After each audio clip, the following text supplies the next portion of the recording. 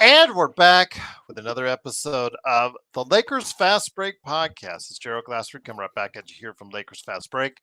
Pop Culture Cosmos, where we cover the latest news and trends in pop culture each and every week, twice a week, wherever you get your podcasts. Our latest Pop Culture Cosmos has my good friend, Mr. Jeff Sloboda from the MCU's Bleeding Edge. He's going to try to justify to you why you might want to check out Craven the Hunter now that it's available on streaming. So go ahead and hear what he has to say. He also talks about Doom Prophecy.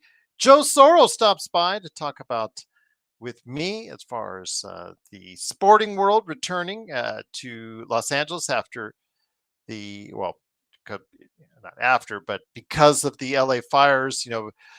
Can the sports world lift up the community? Well, we've got some early results tonight on that, and we'll talk about that. But also, Josh Peterson also has his best of pop culture, so catch it today wherever you get your podcast. For 2024, he did put that as far as his thoughts on the pop culture world, indeed. But yes, also as well, Inside Sports Fantasy Football. We talked about the playoffs, so if you want to go ahead and check out what we thought on this past weekend's games, go ahead and check it out there, Inside Sports Fantasy Football. Magic Man is here. He was a great part of what we did right there on the terrible showing by the Lakers on playback.tv/ Lakers Fast Break. Want to give him, Danny, Joe, Mark, aka Xbox. Yes, even Joe Soro. Want to give him a big shout out. They were part of our coverage today on playback.tv/ Lakers Fast Break. Truly appreciate you joining us once again. And want to give a big shout out to the Lakerholics crew on Lakerholics.com. Of course, Empire Jeff TV, covering the Lakers and the Dodgers, Lakers in 5. Daniel Berry Sports Highlights, also as well, of course, John McCalian channel. Our good friends, Stone Hansen, Alfred Esmond, and Legend 350, please go ahead and support them on social media and YouTube. And also go ahead and make sure, speaking of YouTube, please like and subscribe.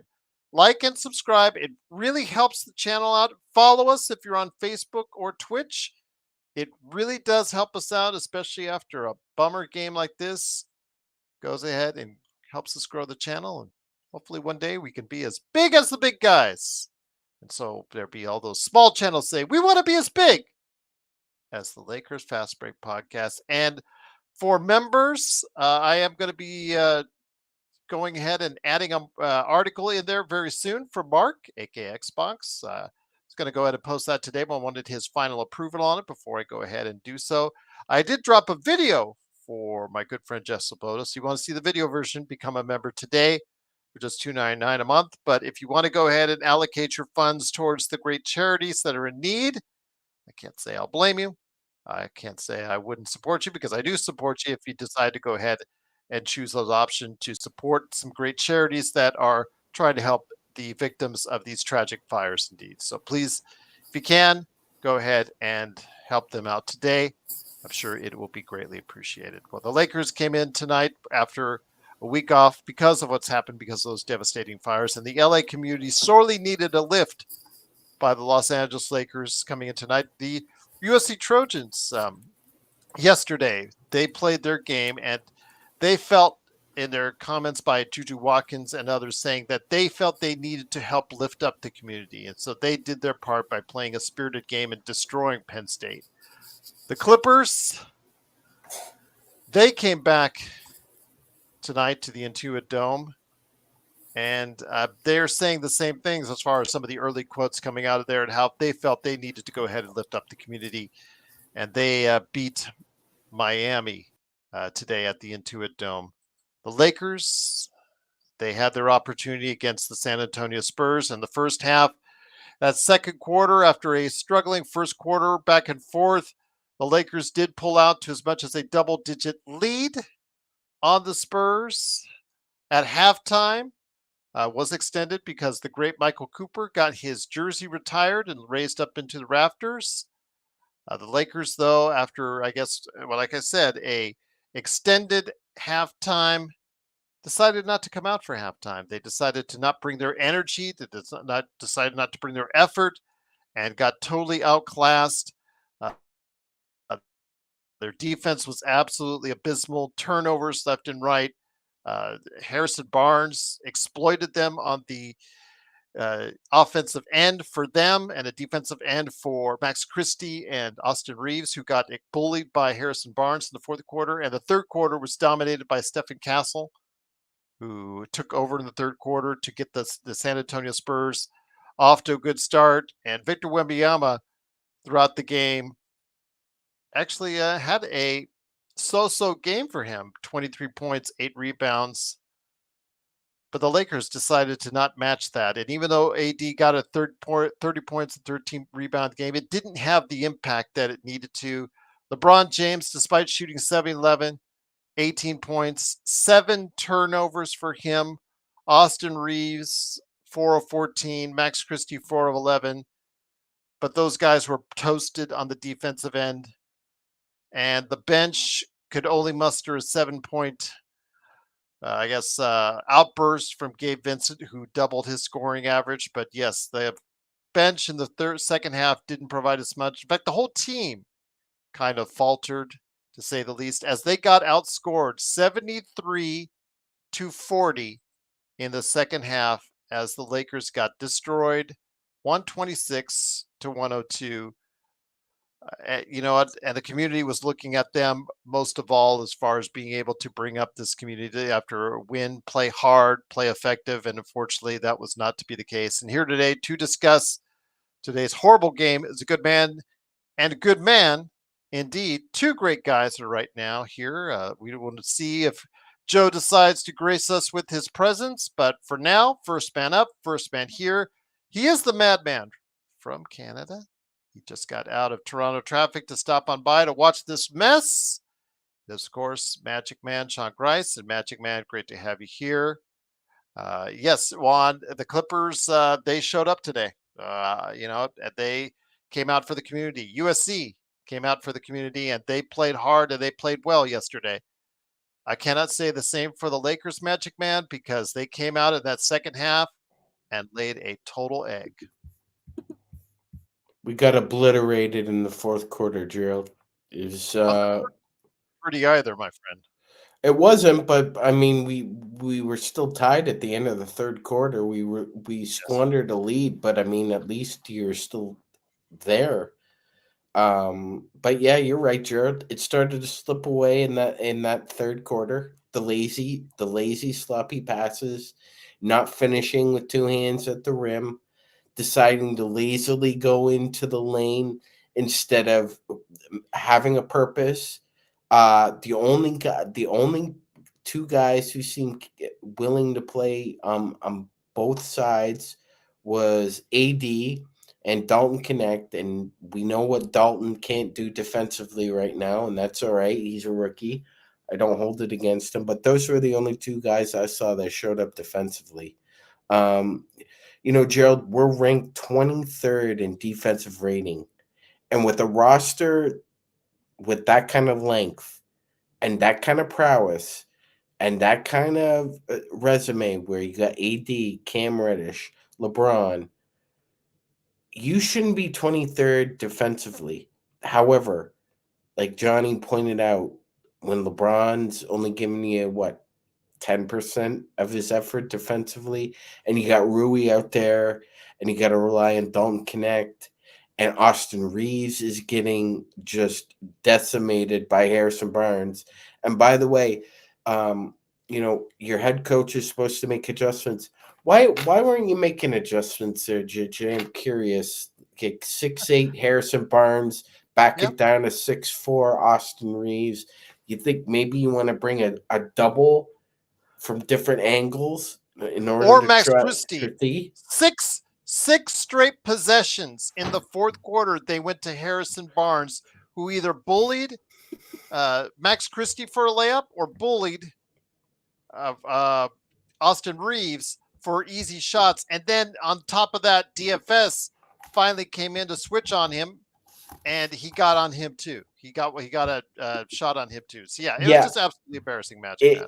It was Gerald, and Mitch Johnson clearly outcoached JJ Redick tonight because Mitch got whatever he wanted offensively in the second half, as Gerald pointed out, and just didn't seem like either JJ knew that they were stuck in mud after that long halftime. And by the way, congratulations to Coop on having his jersey retired. But as you said, Absolutely. Gerald, that seemed to be a fly in the ointment as far as the energy level and the focus and concentration. It seemed to wilt Which I rapidly. think is a poor excuse because it didn't do it for San Antonio.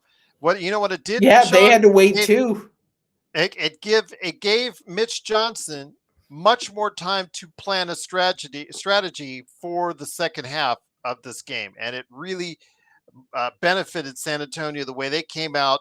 They came out with energy, focus, and like you said, they eradicated by the end of the third quarter the double-digit lead the Lakers had, and absolutely took over that fourth quarter. And the thing was, Magic Man, the worst part about it, they in that fourth quarter they went to Harrison Barnes repeatedly because Wembyama was sitting on the bench getting rest. That's a scary sight for the Western Conference, Gerald. If the Spurs are able to build leads with Wemby on the bench, oh my goodness gracious, watch out. Because this Yep. team might go a streaking pretty soon if this continues. Once again, it is the Lakers Fast Break. It is the Magic Man Sean Grice along with me, Joe Glassford. Thanks so much again for listening. 126-102. The Lakers lose. They're now 20-17 on the season. I believe they've now down to 7th or 8th. Yes, 7th in the Western Conference, 11 and a half games out as of right now. This was a prime game that the Lakers could have gained traction on the third place team, the Memphis Grizzlies, who also lost tonight, but oh well, maybe another day, the way that they're playing. But here today to go ahead and discuss tonight's embarrassing game. Good man indeed. You've got to go ahead and follow not one, but both of his great channels on YouTube. Go ahead and make sure you subscribe today to Clutch Talk on Lakers Corner. It is the mastermind behind both those channels, John Costa. John, good to have you here. Looking forward to hearing your thoughts on this debacle. What's up, Legend? Make sure you go ahead and check out Legend's channel as well. But John, just an embarrassment from start to finish. You were a great part of it on playback. In that second half, the Spurs came out to play and the Lakers didn't. And it's just that simple. Yeah, no, this game can be described with one sentence. This game was a tale of two halves. The first half, I mean, I think Sean said it best. It's not that we got ridiculously outplayed. Like we were right in it. Where we got ridiculously outplayed was that fourth quarter. That fourth quarter, you guys, was some of the most atrocious basketball I've seen from the Lakers this season. I mean, we got outscored 37-13. And you know how many silly and just dumb turnovers that we had in that fourth quarter? I mean, man, that right there, we were in this game. I mean, Sean said it. We were tied coming into the fourth quarter. We lost by 24. What the fuck? Like, that's crazy to say, dude. Like, we were tied coming into the third and we lost by 24. And we had AD out there. We had Bron out there. Man, I mean, I want to get on JJ. I want to get on the players because, yeah, like what Sean said, you know, as a coach, you should, if Max Christie and AR are getting targeted 6 possessions in a row, you should probably think about bringing a double. But fuck that. Like, if I'm a player and I'm watching my teammate get cooked 3-4 possessions in a row, I'm like, switch that. You clearly can't guard that right now. Just switch that. Like, LeBron is supposed to be stepping up and saying, you know what, exactly. I'm going to take Barnes. Exactly, you take right? Chris Paul. But he wanted the night off by guarding Chris Paul. So that's what I'm saying. Like, I blame JJ, but I also blame the players, like especially the LeBrons and Anthony Davis. Like, bro, I do this at the fucking rec center. I do this at 24-hour fitness. Like, yo, if you're getting cooked by some guy, switch. You can't guard him. And LeBron, as the best player, like, you're supposed to be an extension of the coach. It was ridiculous, man. It was ridiculous. I mean, we could talk about whatever with this game.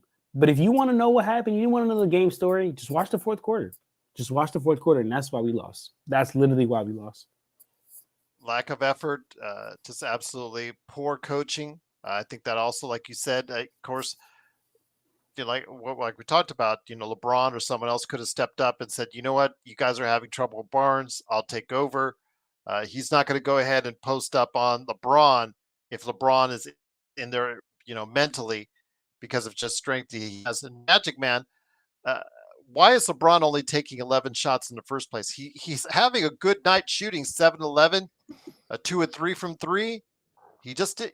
It's like he was just going through the motions tonight. And the problem is when he's giving the ball up to guys like Reddish, who missed a 1-footer and a 2-footer in the right when we need points to go, right when we need them most, right when we need these points the most. They're just not being able to finish, not being able to make the right choices, the turnovers. But again, Sean, it's about what we saw in the fourth quarter. We just saw a team that just didn't care. And you cannot have the same excuses like JJ did coming out of the Dallas game, like say, oh yeah, they played tired, they're a little tired. You had a week off. I understand the tragedy. I understand what was happening with JJ's, home, and obviously he didn't have his mind 100% on what's going on with the game. But there's got to be other people in place to help him get this team focused on what they need to do to get the job done, Magic Man. Yeah, Gerald, I agree. It can't. Well, I'm trying not to oversimplify things here, and we try not to do that either. So, great question, by the way. So instead of thinking in terms of why he wasn't aggressive, maybe the tweak to that is what made him so sure that he could play so passively against a team he knows that's dangerous and still think you could get away with it. Because we've seen this before with especially in this sport with great players. Usually what happens is you'll be down 12, 15 points in the fourth quarter, about 6-7 minutes left. You're a great player. You still think you have a chance to win the game. That being said, Father Time is undefeated, and AD and LeBron just can't come back 15 points down with 4 minutes left anymore, Gerald. There's just not enough gas in that tank to get you to run you through the tape. And my guess is, Gerald, and it's just an educated guess, and as Gerald said, it's not a built-in excuse. My guess is LeBron thought he could take the night off and get away with it, Gerald. Also here today is a good man indeed. It is, of course, the man behind, of course, Ox1947 at LakersBall.com. He owns a great company, Simblades with Y.com. And right now, he is a investor in the fighting indie game of the year in Corrupt. Coreupt. Just want to mention again, I know there's an audience member who sent me a comment the other day, said he couldn't find the link. If you just go to Steam and you type in the letters Coreupt, you find it instantly. I've done it myself, so you can find it.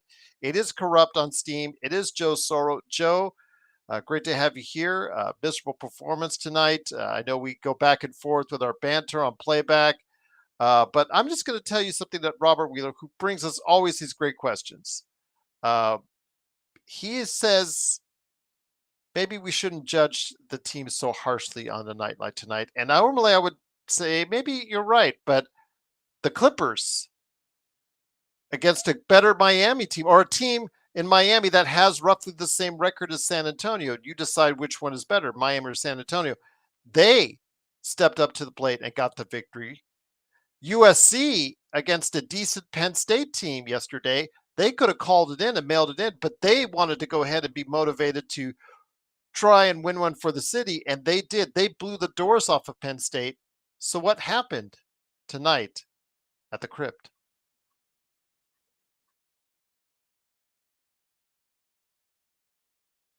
created a disease that even the staunchest Laker fans don't really realize how badly it's infected them. The Lakers played like this before the fires. Did you watch the Dallas game? Yep. Now, the difference between tonight's game and the game then was the Lakers decided to maybe play a little bit in the first half, and then thought they could coast in the second half, and they got blitzed and beaten up to the point where it only further advances the fact that this team is as mentally focused and mentally strong as the shit that comes out of your ass. They are a disgrace. Their owner is a disgrace. Their general manager is a disgrace.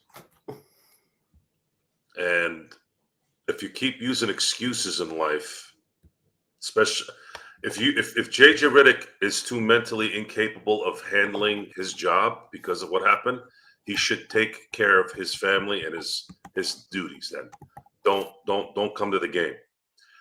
Anyone else affected? Unless I don't know, did any of the other players or assistant managers or ball boys or medical staff, did their houses burn down? Not that I know of. Not to my knowledge. I mean, Okay. relatives or other, family members might have had, as we've seen in reports, but nothing relating directly These to the guys players. are pumpkins, and they were never coaches to begin with. See, at least in the Cinderella story, for a moment, they were a coach. Then it turns into a pumpkin at midnight. These guys have been pumpkins from the beginning. And in an 82-game season, sure, you maybe come out the gate a little bit hot, get a little rhythm, get a little confidence. But when it matters most, these guys fold like one-ply toilet paper with piss in it. And that's something I think you all need to start really making loud noises about.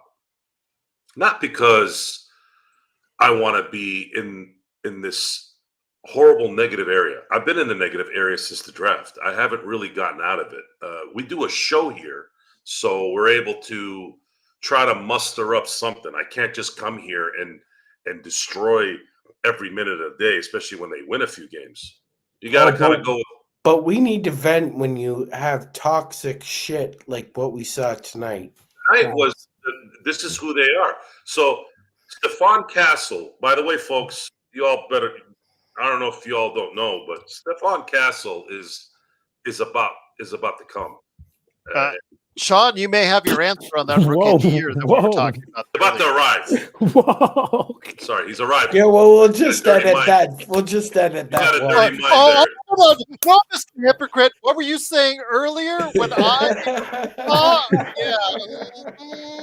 What? sorry.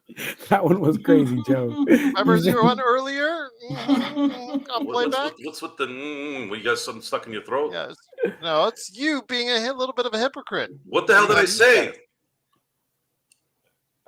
Oh, that was funny. What happened earlier? I don't know what the fuck you're talking about. Go on, Joe. When Gerald Go on. said Keep cock. going. Keep going. When Gerald said cock. Keep going. Stephon, I don't know. I don't remember things like that. I guess maybe I don't know. Anyways, Stephon Castle's on the rise. He's on the rise. He kept them in this game when the Lakers could have extended this, but you could see the nonchalant and the laziness in their execution on defense. LeBron didn't give a shit. LeBron didn't care, and LeBron hasn't cared for what's likely for a while now. 3 years. AD, 3 years. You wasted an AD game where he wasn't missing on top of it. Austin 30 Reeves, points, 13 rebounds, 8 offensive rebounds, Joe. The Lakers are now 9-6 in games where AD scores 30 or more. That's Joe finished up. Austin Sorry, and Connect and all the perimeter defenders that have struggled got exposed. They got exposed to the point where they looked like they hadn't even been in the NBA in a while. It was an embarrassment. An embarrassment that isn't really a surprise at this point. It's just not. There's just not enough. It's not just talent. It's the mindset. It's the leadership.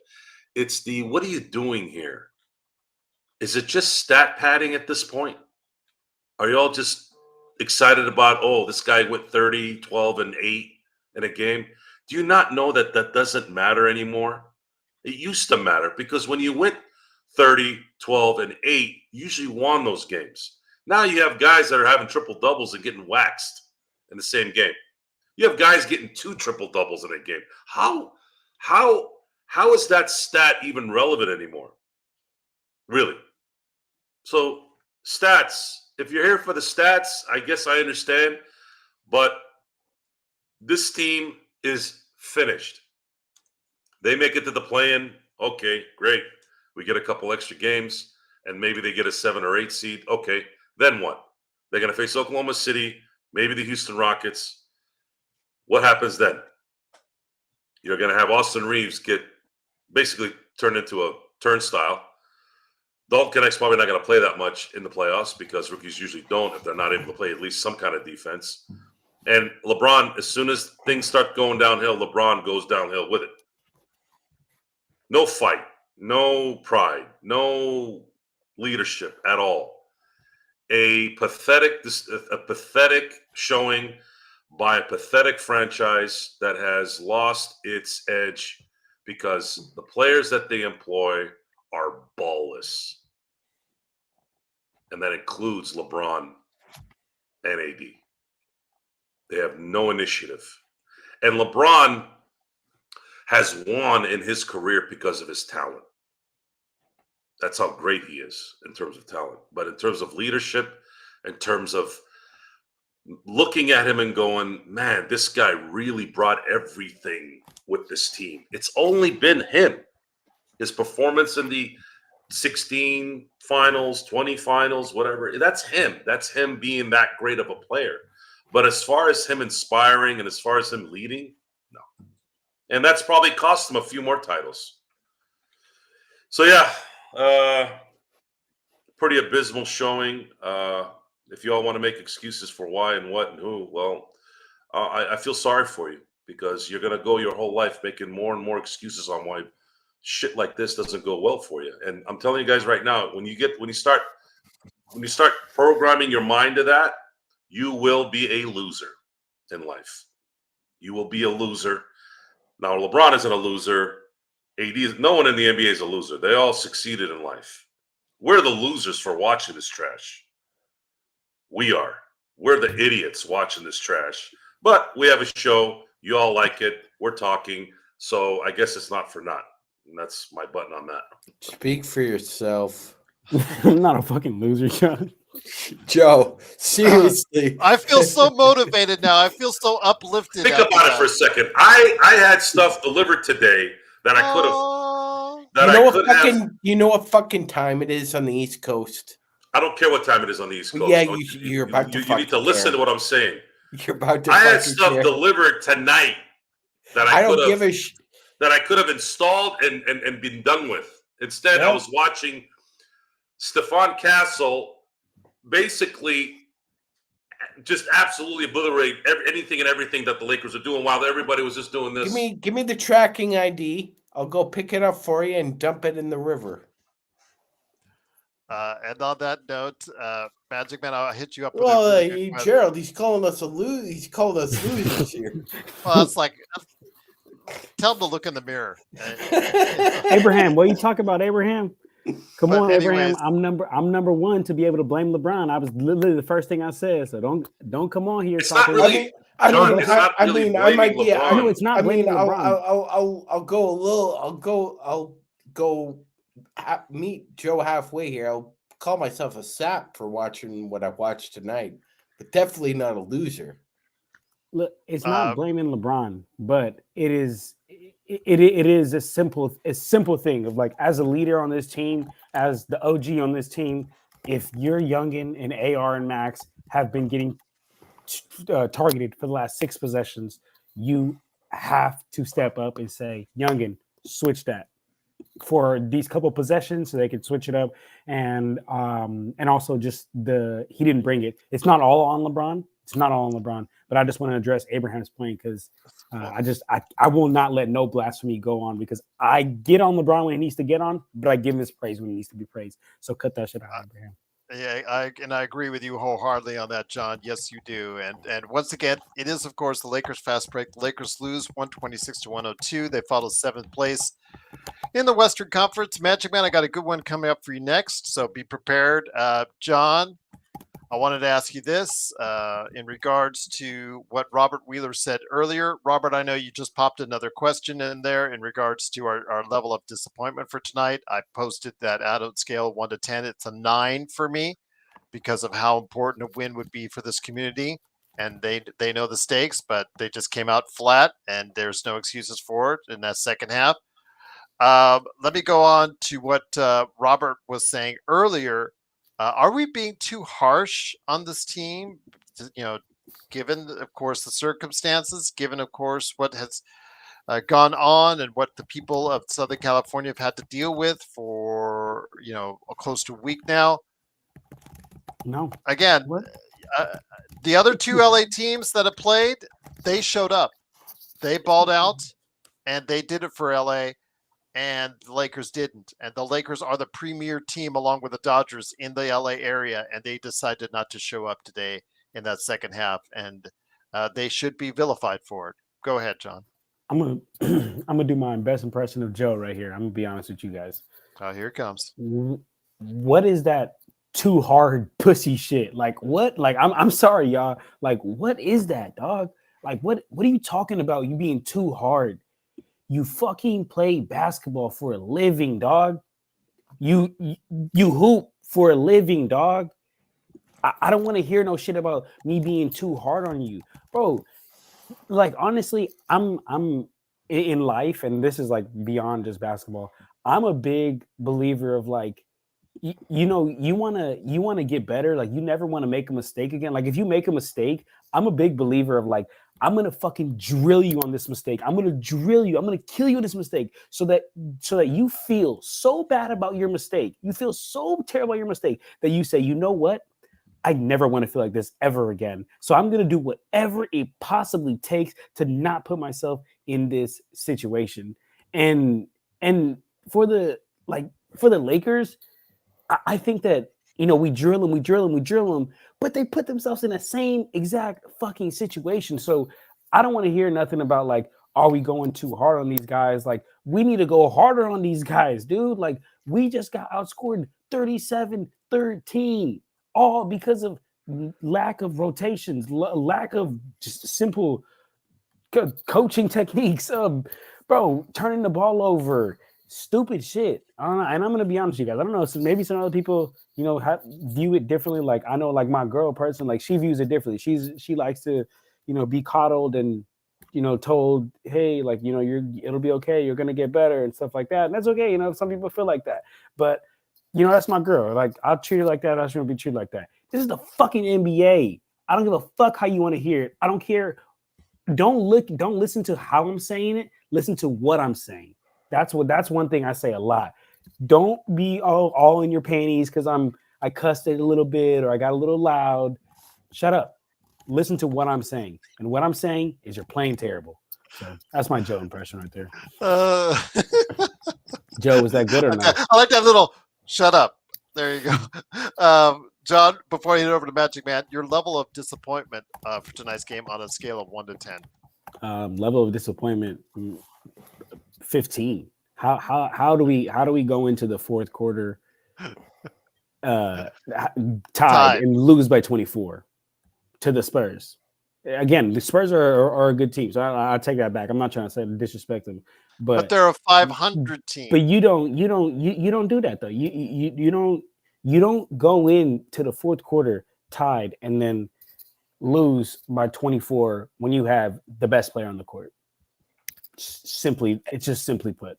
And Gerald, go ahead. I was going to bring it to you. No, appreciate that, Joe. Before you hit me up with the question, I just wanted to say although this is a somewhat of a novel experience for I think the 30-mile zone and parts of LA. The fact of the matter is, other big cities have had to deal with tragedies before. I mean, the Boston bombing happened, and both the Red Sox and Bruins, Gerald, came out like a bat out of hell when sports picked up in that city.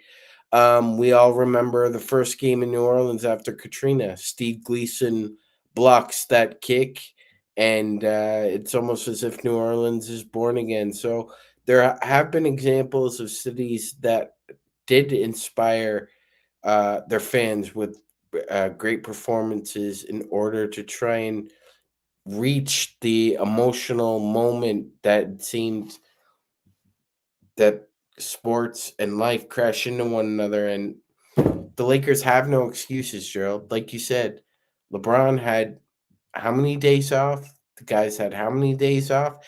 They were able to practice, Gerald. I'm not sure if anybody read that article, but apparently in the contracts of the NBA and its employees, which is the players, one practice is really held only when you're not playing on They were non-consecutive still going to days. El Segundo and practicing at the Yeah, UCLA Open. they were still practicing, so there's no excuse.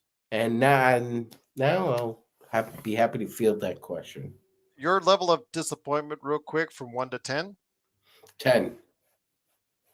I 10. put a 9 for me, but I think I like the 15 answer the best, to be honest with you, Magic Man. But one last thing before I send over to Joe. Your thoughts as our Lakers historian, along with Joe, on Michael Cooper getting his jersey retired tonight. I wanted to put at least a little good spin on this before we hit it back up and go back down the spiral once again. Thank you, Gerald. Very nice. Long overdue. Long overdue, but well deserved, and I'm glad it was finally done. At least, and especially so his kids can see, that was really special. Um, Coop, look, Gerald, people can say what they want. There's four great shooting guards of the 1980s, and he's one of them. Drexler, Jordan, Michael Cooper, George Gervin. That's the list of the best shooting guards from the 1980s. Now they all had different attributes, different skills. I would say Coop and Jordan are the best defenders out of that bunch. And Coop won a Defensive Player of the Year award, Gerald. He was a multiple All-Star. He was the ultimate team guy. Do whatever you need me to do. Need me to guard Larry Bird? Sure, I'll guard Larry Bird. I'll listen to that twangy Southerner call me an MFer. Okay, launch me into the ninth row. Sure. I love Coop. Coop's probably I think we did a top 10 Lakers list, Gerald. Coop was in my top 10. He always will be. I just think he should have been in a long time ago. And it's the Hall of Fame, I mean. I'm not talking about having his jersey retired. That's strictly a Lakers decision. But I'm glad he's in the Hall of Fame, and I'm glad the Lakers did right by him by retiring his number. It's only right. To me, he's the okay. To me, he's the third greatest shooting guard of the Lakers after Kobe and Jerry, and he's got the rings to prove it and the individual awards. He was part of the greatest dynasty that basketball's ever seen in the 20th century, and he was the only guy from that group who hadn't been recognized and validated by getting into the Hall of Fame and having his jersey retired. Now it all comes full circle. Everybody from Showtime that deserves to have their number in the rafters has their number in the rafters. And that's only right. Once again, it is the Lakers losing 126 to 102. They fall to 7th place in the Western Conference. Before we left our feed, as far as the game is concerned, on the Lakers Fast Break channel on playback and then also YouTube, Humble Servant put the last quote on there, Joe. And he said this team is destined and playing like a 9th place team. At the beginning of the season, in our season predictions, I predicted them to be 9th place. You predicted them 11th. Stone predicted 11th. John, you had them, what, 8th or 10th? Something like that? Yeah, I had them 8th. Magic Man, you had them 8th, 9th, I think, something like that, Magic Man? 9th, yeah. Yeah, so we did not think of this team as, with all the surrounding things, the parts around LeBron AD, to be able to get this team where it needs to be. So with the games that you've seen the past couple of weeks, it's looking more and more like our predictions are looking spot on. And unfortunately, that does not mean a good year for Lakers fans. And worse is I don't like anybody, really. I don't like these players are not easy to root for. And we did, conversely, we all would have loved to have been wrong. We all want to be wrong. Out the gut, yeah. Well, we're not wrong, so it doesn't matter anymore. That's the problem. There's just this, like, Connect a little bit at the beginning, kind of showed something that's very likable. But other than that, this is a very hard team to cheer for. They're just there. They're just blah. I don't see anything where you're going game in and game out where you have respect for them. I just don't. They don't have it. They're. Check out John's other channel, not about manual transmissions. Clutch talk. All right. Don't even know how to manual, but all right. That's Guabina, there's not going to be any olives this year for you all. Yeah. I was pretty confident that wasn't going to happen anyways. It's just yeah. You guys want to talk, and I'll just sit here? No, I was just going to say, I was going to add on something for you, Joe, from Robert Wheeler. So go ahead. Put up Robert's stuff on there. I apologize again, Joe. I agree, Joe, the Lakers should be graded harsh. But no, I interrupted him. So I have to say, Joe's gum chewing is a lot more annoying than my typing. But I mean, the guy was in tears at the press conference before the game. 20 plus years of his house side was burned. I agree that, Joe, the Lakers should be graded harsh, but just not specifically tonight and mainly JJ. No, nope. Sorry, Robert, can't go with that. They were chumps before the fire, and they're chumps even more now because they know they can use that as an excuse. I know that psychology bullshit. You ain't gonna trick me. Sorry, ain't gonna happen. And no, I'm not gonna be sensitive to it. Sorry, unless it's JJ. JJ actually had something really bad happen to him. If he can't do his job, he needs to take the time off and let somebody else do the job until he's fully ready to do what he needs to do. And if he's not going to be able to do anything the rest of the year, then let him take the year off. And let Nate McMillan coach or Scotty Brooks. And that's it, folks. I'm sorry. I'm not doing this. I'm not going to keep making excuses. Mike? JJ, you go into halftime up 9. What did you see shift in the second half? Yeah, they called a timeout. We were up 10, tied going into the fourth.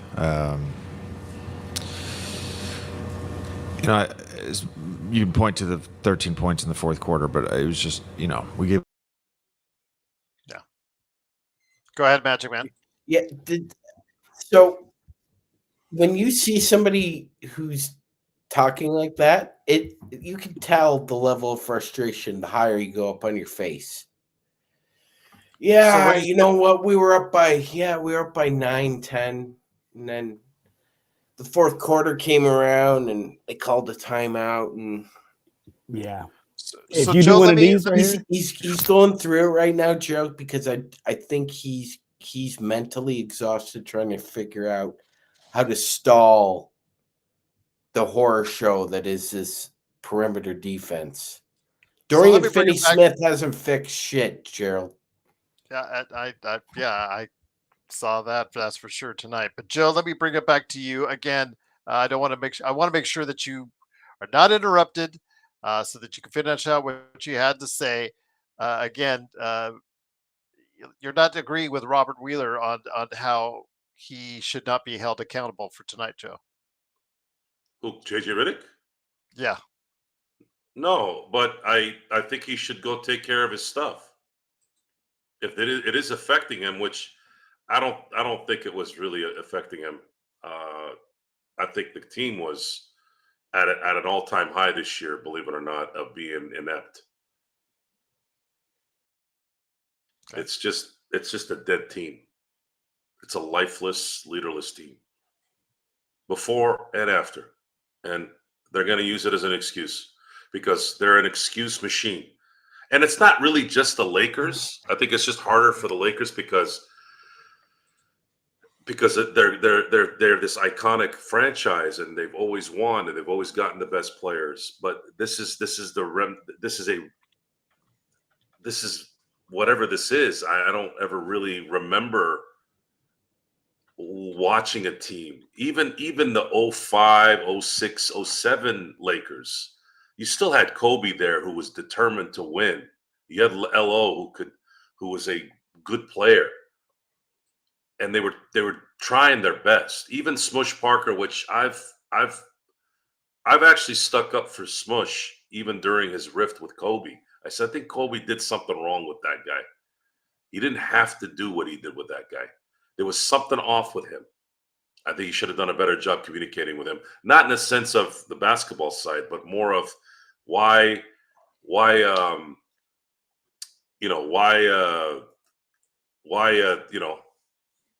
did this happen? Mm-hmm. You like that, Mike? No, I was disagreeing with you. I know that's why I shut your ass down. So you're saying Kobe was okay when it concerns his treatment of Smush Parker, and Joe's saying that he was a little bit too harsh on Smush Parker, or there should have been a better line of communication. When you listen to Smush discuss the situation, it's a little obnoxious. It's obnoxious what Kobe was doing to him.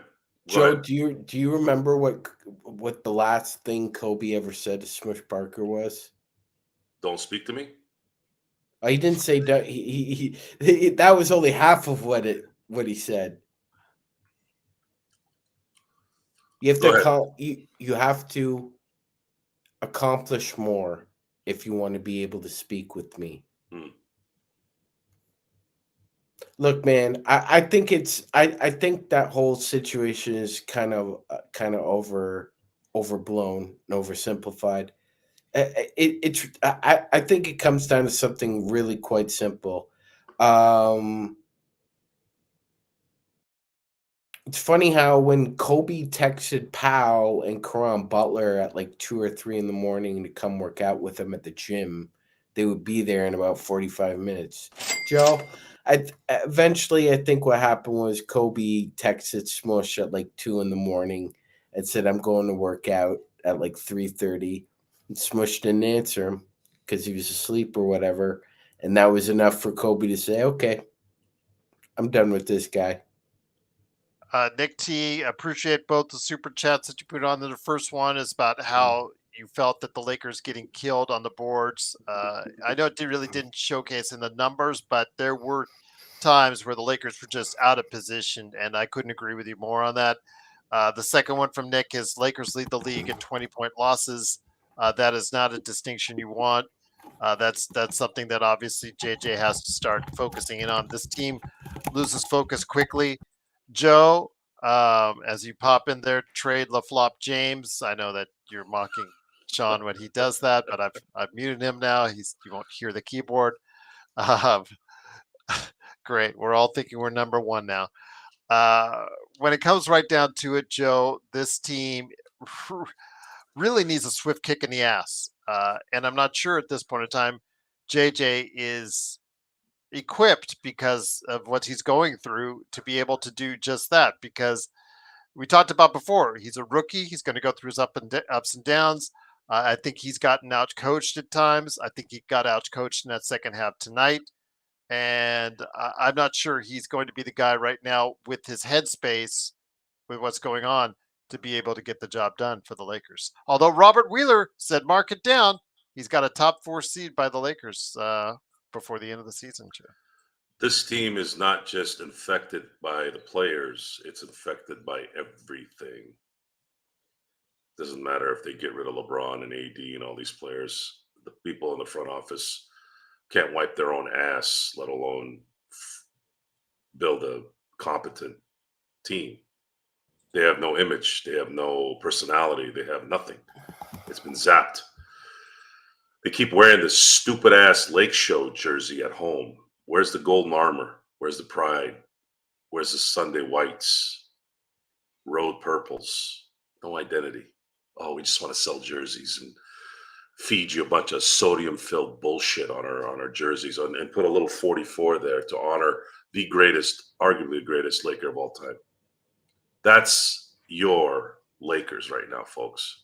That's our Lakers. That's what they are.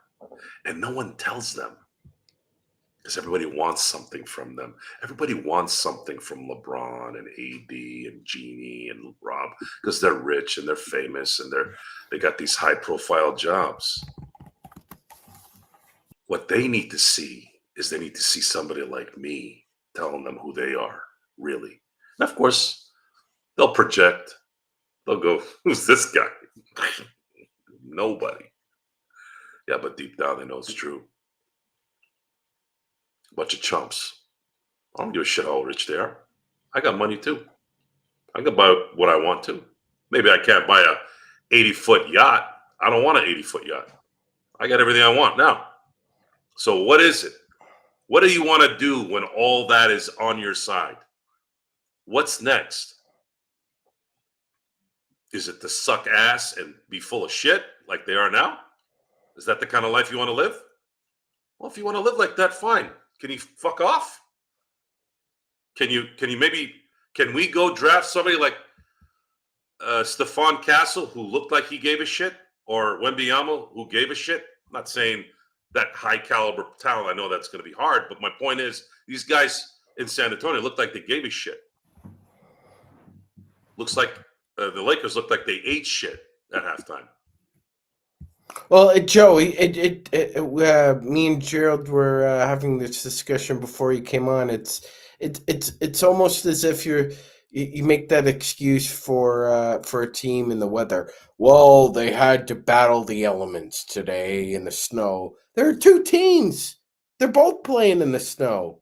It's not like one has an advantage over the other. They're both playing in the goddamn snow. Like Gerald said, the Spurs had to sit through that Coop halftime presentation too. My question is, why continue to have them during halftime? Because it interrupts the flow of the game. Can Before we the do that game. before? Yes. Would it kill? Would it be bad or inappropriate to do it? I'm asking you guys out there, because if you guys don't think that's proper, then I'll say fine, no problem. But I mean, Joe, would you have a problem with it happening before the game? 16 championships, that's where they was. Relax. What? Yeah, before the game is better, Gerald. I mean, at I'm What the hell are you saying- talking about, Darren? And why'd you say 16? They have 17. They have 17. You all right? But- Been stiffing that glue? Stop stiffing glue. What are you doing? But I'm just asking, Joe. I mean, if you guys Gives think a it's shit if it's inappropriate, before or during or after. Who cares? They were up 9, 10. And then they started putting the thumb up their ass and didn't play. What does that have to do with the halftime show? What? They lost their powers because they were resting for an extra 20 minutes? Come on, guys. No, doesn't matter. These guys have shown this before. This is who they are. They are not interested in winning. They never have been. They're interested in the story and selling jerseys and grab-assing and ass-licking and ass-kissing. That's what they do. That's what their owner does. It's going to trickle down. Excuse after excuse after excuse. It's over. It's over. The discussion is over. You're never going to convince anyone that has a half a brain even. So imagine that, folks. A lot of y'all have half a brain. Maybe you don't. Maybe you have a quarter of a brain. These players, and this organization are a bunch of tulips and pumpkins. When somebody tells them that they're a bunch of you-know-whats, they go crawl into the corner and just stay there like the cowards that they are. Tonight was a blaring call of cowardice. And I wish I could tell it to their face. And I know it sounded weird, me sticking up for Smush Parker, but if you listen to his interviews, you could see that the guy had something and he took offense to it. Hell, I'd rather have somebody defend themselves, even if they're wrong a little bit. And I know Kobe was hard, and I get it, and I'm with it. But sometimes you can't do the same thing with everybody. Sometimes you got to do certain other. Yeah, no one's perfect. I'm not blaming anybody or whatever. I was trying to make a point. The point of this at this situation, I'm trying not to compare it to before because that doesn't work, is that these guys are not about the work. They're not about the details. They're all like Smush not answering the call to go work out. So I'm glad you brought that up because that's what these guys are. I heard more about Reeves playing golf in the offseason. I heard more about LeBron perusing and doing whatever it is that he does with his extracurricular activity. Didn't really hear much of AD. All I heard was father-son bullshit. And then the other half is a bunch of chumps who are injured half the time. And all of a sudden they have magical injuries that come a week before training camp. How about that? No, Darren. Who cares to your shit? How about that? This team sucks just like your posts suck.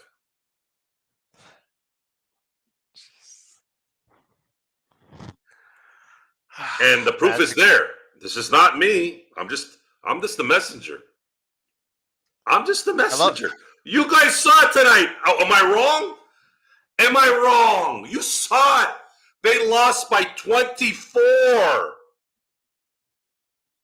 That's a point. That's 33 points in the second half at home.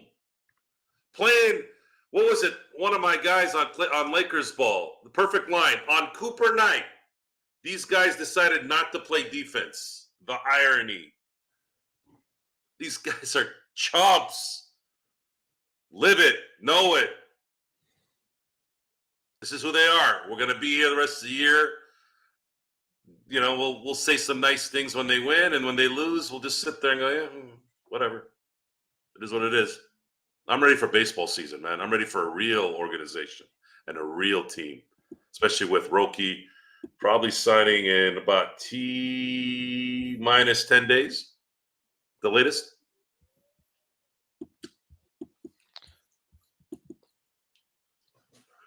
Y'all know that you can't touch me, right? You can say whatever you want. It doesn't bother me. You guys saw it today, right? Not you. I'm talking about the crowd. Yes. Mia said, at least AD donated to fire victims. I'm like 90% of the way there. Everyone else is all about me, myself, and I. I do want to add on Twitter. They did make a notification that AD said after the game he plans to meet personally with first responders and arrange for Lakers tickets for them as a small token of thanks for their service. So, AD, you know, we talk about how he can't do this. He doesn't step up, like he doesn't become the number one, et cetera, et cetera. But I'm going to give him a lot of credit for, doing what he needs to do to try and help the community in this tough time. But I just wish we'd had more of him tonight. He was the only good positive thing that we had going, Magic Man, and it just seemed like the Lakers, again, he just gets rolling, and there's these games where they just forget about him when they need him the most.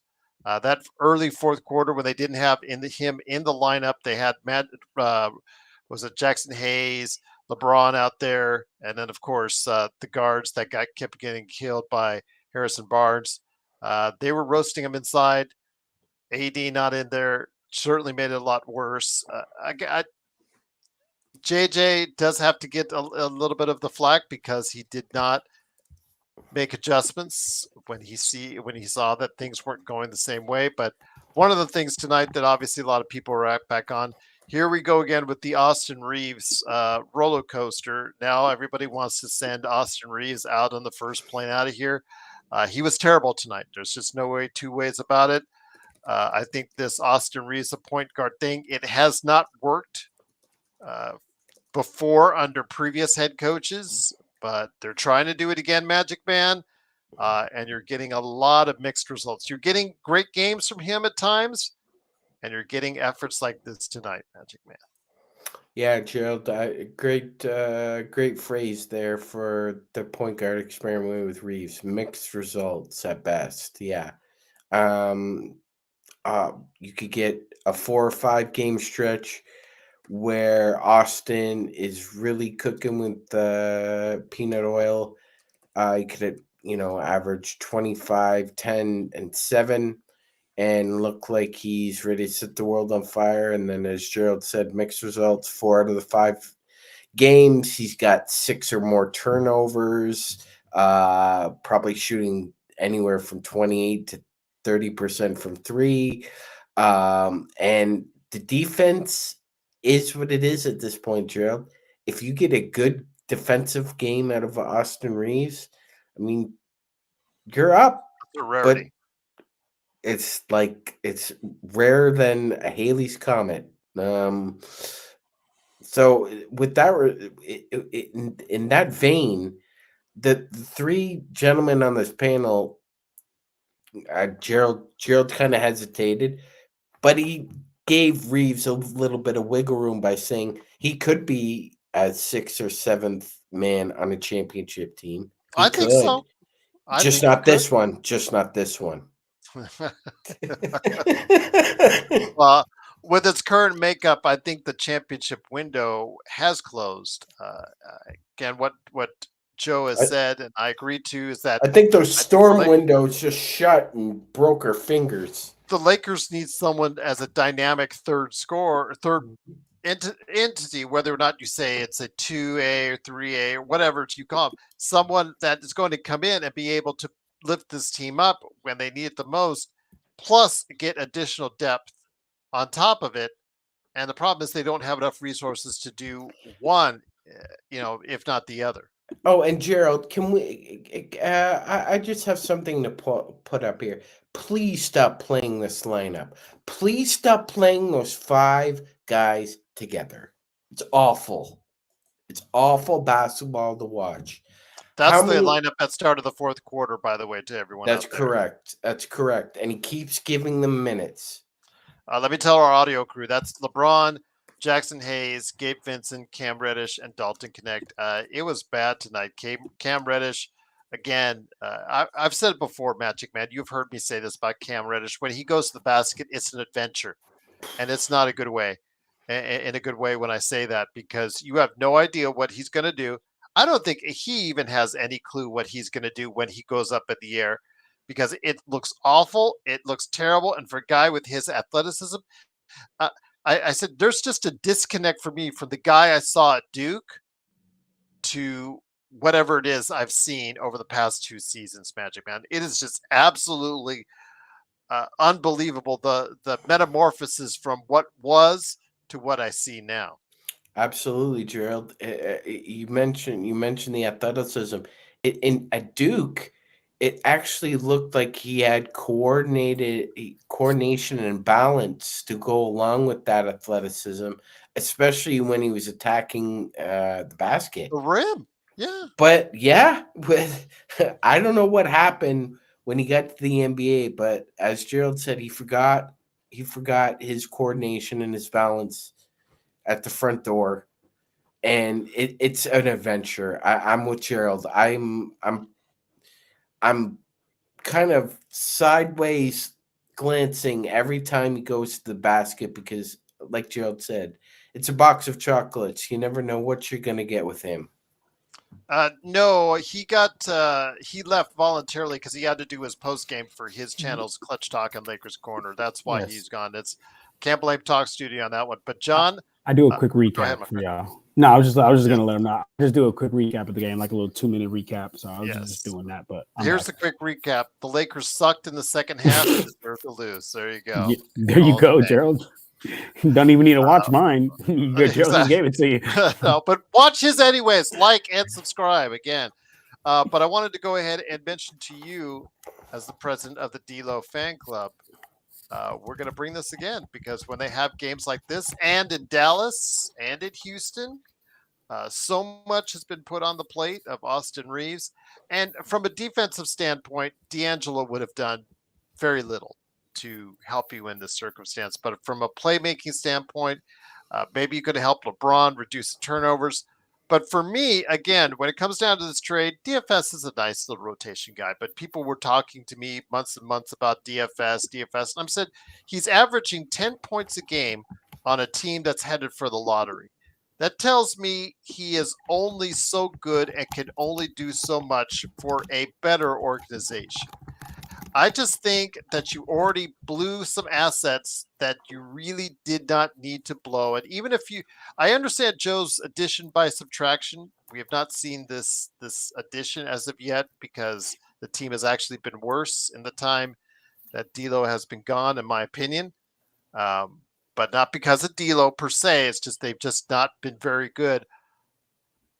The more I see this team, Seriously? John, the more I think that the trade should not have been down because I would have used D'Lo for an even better trade for an even better player, somebody that could have really done something for this team because that 18 points, whatever is it, 5-7 million, whatever it is, 18.5 million dollars, the Lakers could sorely need to make a trade for a person that could really benefit this team other than what DFS can do for us now. Yeah, I'm right there on board with you. I mean, when the trade happened, I was like, "Yo, yeah, we're getting better on the wing, but this isn't taking us where we really want to go, where the end goal is." I was like, and y'all know how concerned I was about giving up D'Angelo Russell only because of the playmaking. And again, every time I say this, there's people who are like, "Oh no, you don't know what you're talking about."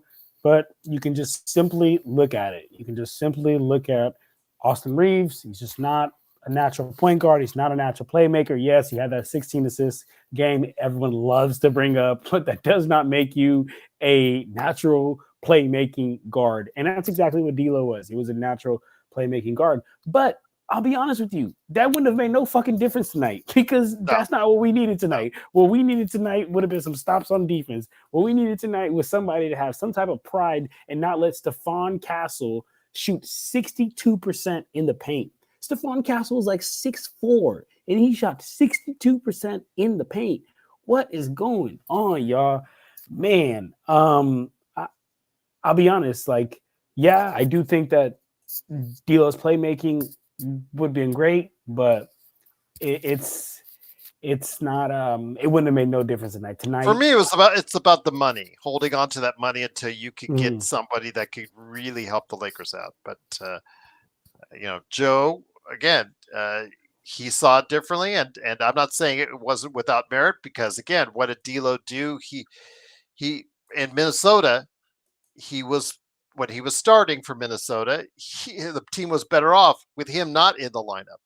And again, this season, the team was quite often and quite frankly better off without him most times in lineup because of how bad D'Lo had played for most of the season. So there you go. But I'm just saying, as far as the asset, as far as his contract is concerned, and how you could have applied it to a bigger piece of the puzzle, because in the days ahead, Joe, we're going to hear the Levines again. We're going to hear the Kesslers and Sextons package again. We're going to hear, unless Boston trades for him, like Magic Man said, as far as the latest rumor now, we're going to hear about all these players that the Lakers want to go after, and now they have less assets to do so, especially after what we've seen is what they really need. They're now have less depth, in my opinion, that they've had before. No, it doesn't matter. Okay. This team is cancer.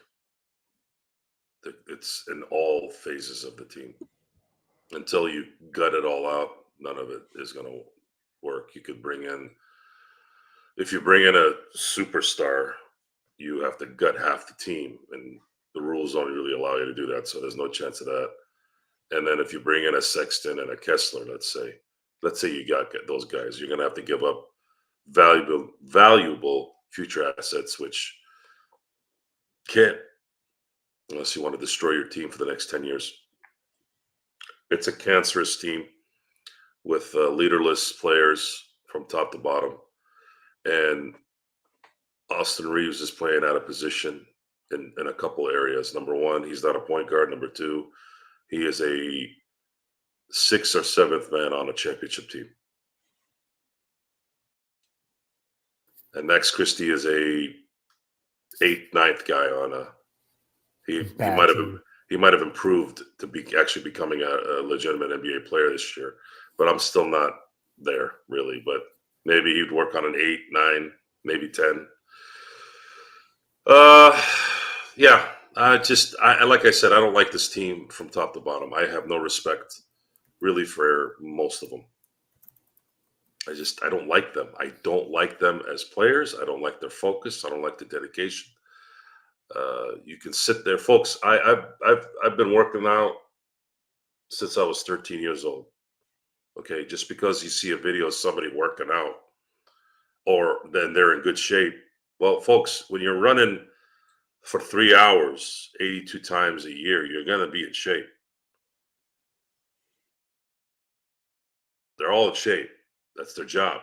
So I'm not going to sit here and pat them on the back for being in shape.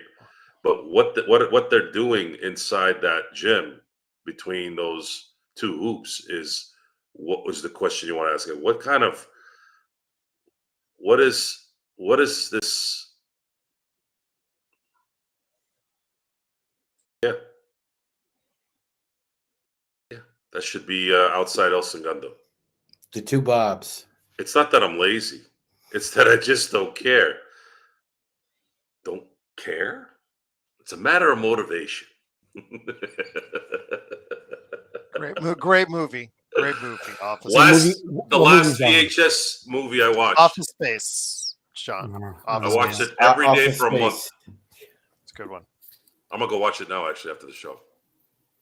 What is it, like a comedy movie or something like it's that? a comedy. John, you laugh. Yeah, it's a late Johnny, 90s comedy that you need to check out whenever you get a chance. I'll watch that for sure. John, you won't like it. What? Joe, I can't even try. You won't like it. Do I have enough flair? I need more flair. You need more flair. Joanna, people can eat a cheeseburger anywhere. They come to tchotchkes for the attitude, the atmosphere. It's all about the fun.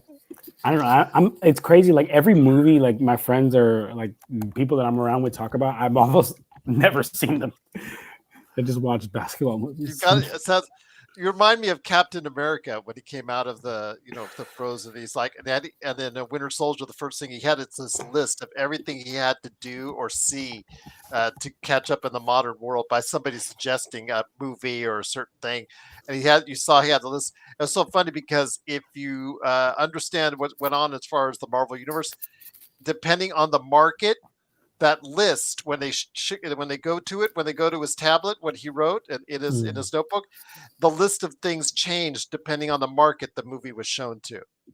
So I just wanted to put that in there. But Damazine said, Magic, I'm going to put this to you because Joe, I think will probably be a little bit blunt about this. Lakers Nation said we are still better than Denver and the Mavs, and how is that possible? Thank God you guys aren't delusional. Damazine, that's my quote of the day right there. We are I'll say something real quick on that. Yeah, we're not on the usual podcast in general. New viewer, new listener. Thank you for joining. You know what? We're doing a lot better than that dead dog down the road, and we're doing a lot better than that decomposing coyote in the reservoir. That's great. That's great. But we're still on the road to hell. It's I'm on yeah. the I don't even know. highway. I don't know what Yeah, that's. we're on the highway to hell, all right? Go ahead, Joe. Sorry, Joe. It's hard. It's hard to tell the truth sometimes. It's not hard to tell the truth. Not for me. Not for us. You see a No, 10 not pound for bag us. of I'm talking about you see a 10-pound bag of shit, you call it out. most people don't. They'll say it behind your back. How When lovely. people go to a birthday party and they see some things, oh, that's great. Oh, that's sweet. And as soon as they get back in their car and they're on the way back home, oh my God, did you see that armoire? Oh my God, I can't believe she has that. Come on, man. I did get confused for Trevor. What's great is the 7-year-old in the back hearing that, and then you see their kids running around telling their moms and dads, leave me alone or shut up. And I'm like, That's man, crazy. I would have kicked this kid in the freaking ass out the window. Fuck are you talking to? Like, who the hell do you think you're talking to? You know? Man.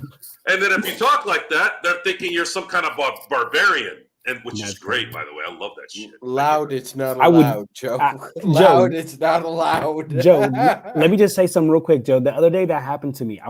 My daughter was acting a fucking fool in the store, and I have no problem grabbing my daughter and like grabbing her by the arm, and somebody had the fucking audacity to be like, whoa, like, don't you think it's a bit much? I was like, this is my fucking daughter. Mind your fucking business. Like, I'll treat her however the fuck I want to treat her. And I'm a big believer. If you don't hit your kids, you don't discipline your kids, the world will, and the world will do it with no mercy. But sorry to cut you off, Joe. I just had. Oh no, you weren't. The thing is with the kid thing, I've had to reiterate the difference between child abuse and discipline. Absolutely. When I grew up, I got my ass whooped. It's probably why my pain tolerance is so high. I'm talking straight up. Remember the fly swatter? Remember the fly swatter with the net? Oh, and then when the net would fall off, it's the devil's stick, the horns. Damn. Man, I used to get that in the legs. Luckily, my mom and dad had a little bit of a heart. They didn't ever hit me in the head. But man, my legs got welted. But that was crazy. I was crazy as a kid. So it is, it was what it was. I had an incident in Hawaii during COVID. We went to Hawaii. I think it was, when was it? Was it September? Mm-hmm. So about 6 months after COVID did what it did. And I was in a plane. We did a direct flight from Ontario, California to Kauai, our favorite island. So the entire time, it's a 6.5 hour flight. I had to have a mask on like everybody else. Understandably, you're in a plane. But man, the second I got out of the plane, man, I just was like, I'm in Hawaii. It was a little bit of overcast, but it was still Hawaii. I hadn't been there since my honeymoon in 2008. Man, I'm sitting there waiting for the bus for the hotel rental car to come pick us up so we can go get a rental car. I'm outside like I was like The Rock, like can you smell like in my head, right? And all of a sudden I got my eyes closed and I'm just breathing the air and I hear a voice on the right going, put your mask on. Put your mask on. And I was in my zone and I look and it's some lady with her mask, a hat, a coat. I don't know what the fuck she was wearing.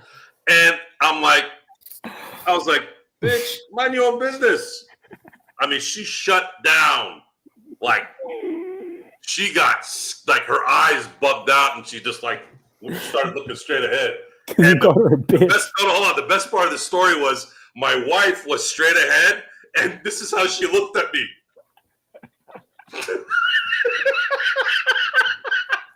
She's like, you stupid asshole. You just yelled at an old lady. I said, fuck that bitch, man. I'm trying to stand out here. I'm outside. Oh my God. I'm outside. If I was in the plane, I understand. I'm outside. I've been in a goddamn plane with this stupid ass mask, smelling my own spit. I would have told her to go home and get your medal. It was funny. If we had recorded everything, it would have been funny. I would have loved to see that. And of course, my wife had a point. I'm like, I didn't really yell at her. I just told her to mind her own business. You really And called her a bitch? Yeah. Did you call her a bitch, Joe? Yeah. Hey, just so you guys know, I'm not kicking kids and yelling at old ladies. I almost got into a fight about 4 months ago against a 6'8" guy. Apparently, he didn't like hearing the truth about why contractors, when they're putting sprinklers in during new developments, how they're lazy. Yeah, and he started mouthing off, and I had to actually take my hat off. I threw it. The guy kept cussing me out right in front of my client. And I'm like, hey, man, look. And I threw my hat. It was this hat. I threw the hat, and I said, okay, motherfucker. And I walked right in the middle of the street, and I said, come on, bitch, let's go. Come on. And, of course, then his friends came over. Hey, man, he's kind of drunk. And I'm like, well, he's kind of drunk. Maybe you should stop drinking. Straight up. So, yeah, it's a dog-eat-dog world. And what was the final thing on that one? That was kind of stupid back in the day. What was that, Sean? You remember that one? Dog eat dog world. I'm not gonna get 8. I don't know. Oh, I was thinking of the wedding singer line. Well, it's a material world, and I'm a material girl. Yeah. Boy. So yeah. The discipline thing. Luckily, I haven't had to smack my kids. They're girls. It's a little harder to do with the girls usually. You could grab them though. I did once when one of my the youngest one, kind of really wouldn't stop, but I didn't like it. I can't do that. Yeah, I couldn't do it. Can we just tone down on the child abuse before we get? It's not child abuse. It's my own child. I understand that, but can we get to move on from the discipline on the children here? Just that guys are just broaching subjects and just that's hold on. not. Lakers. To end this discussion, Gerald, there are several studies that have shown that a child I just don't want knocks on your without door. discipline is more likely to end up in jail. Absolutely. I understand that discipline is needed when dealing with children. I understand it, but for your guys' sake, I just don't want the local law enforcement to end up knocking on your door. I already had that happen. Lakers legacy. You're damn right, bro. This is fucking ridiculous. After Bro. Thanks point for tuning in. after the point 4, I got the cops calling. But I haven't been able to find the stat yet, but if somebody in the chat or Gerald, if you could find it, I believe the Lakers now, if they're not first, they're second or third in the NBA in terms of blown fourth quarter leads. Oh, that's ridiculous. I'll check to see if that's available as a stat. I know that might be Cleaning the Glass might have that. Yeah. Sean's look when I said that was hilarious. He's like, Anthony, you were like a disappointed parent. You're like, you see what I deal with, everyone? It is, of course, the Lakers. will you stop with what you deal? We don't deal with anything. Right. When I deal with you, that's part of the problem right there. 126-102, the Lakers lose. The Lakers are now 20-17, 7th place in the Western Conference. Hot Fuzz, that's another good movie. Anthony Irwin from Clutch Talk doesn't care what the local authorities say. I love the names, Kurt. Kurt's just giving me all these names. Say I do manual transmissions. Anthony Irwin. I don't know who that is. Yeah, he is the guy on Civil Screen and Roll, formerly of Locked On Lakers. Could not do an ad promo to save his life. Yeah, absolutely. Welcome. He's terrible, and he does not. He thinks he knows more than he actually does. Yeah, he thinks he's this Laker guru. And, has anybody told him no? Shall we? I'm sure a lot of people. Yeah. We'll say it right now. I don't want to send Sean at him, see what he does. Yeah, perfect. There you go. 6 Sean. Rawr. Go get him, Sean. But again, it is the Lakers losing. Oh, my favorite line from wrestling. Will you stop? The great Gorilla Monsoon. My God, those guys were something else. Oof, him and Bobby Eaton. Lakers next game. I was watching the. I'm sorry. I'll never get. I'll never till I die.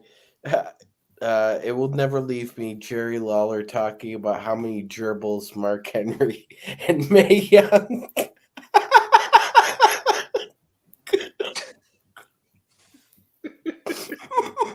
Jeez. I don't know if what I'm doing right now He just Mia, is set the world moderating. record for most gerbils. His scream it should have been a soundbite in every phone out there. Jerry? Here Jerry you go. Lawler. Yeah. So John, let me bring it back to you. Lord Yes. Beerus. Okay, what you talk about, Lord Beerus? Lakers' problem is trusting a 40-year-old to carry the load when AD and AR suck. I've seen games when LeBron out-hustled the Who team effort-wise. That in itself told me that the season is in jeopardy. Again, tonight, offensively, okay, if he's not giving you anything defensively, you expect LeBron to show up offensively. And he was shooting great. 7-11, 2 of 3 from 3. He's only taken 11 shots, 7 turnovers.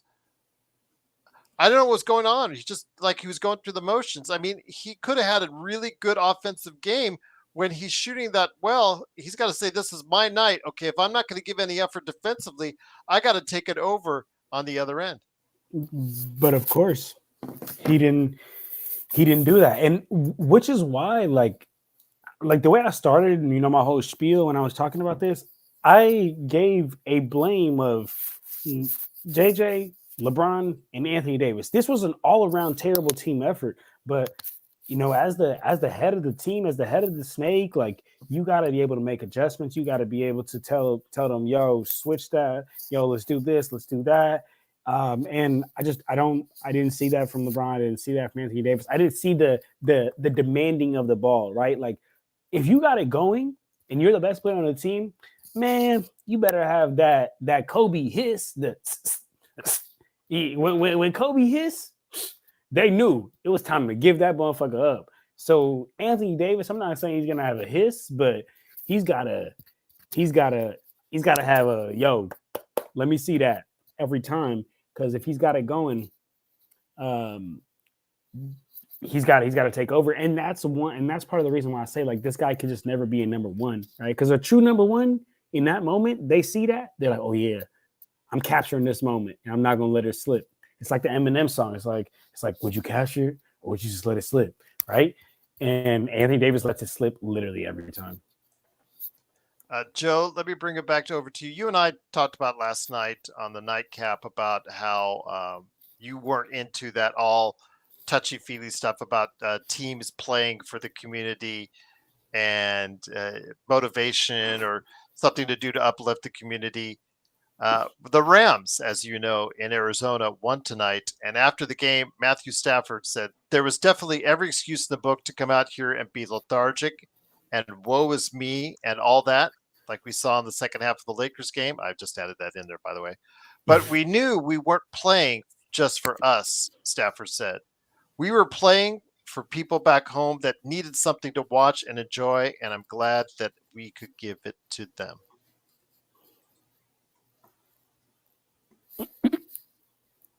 Cool. Yeah. That's what's up. That's actually words from somebody who writes a check his ass can cash. And Juju Watkins, I said after the game on USC, said the same thing. After the game, I bet you can find it. If you'll find quotes from, I'm sure there was. Norman There's Powell some. or I'm sure that said the same thing. I'm sure that he was. That was a heart to heart. Sure.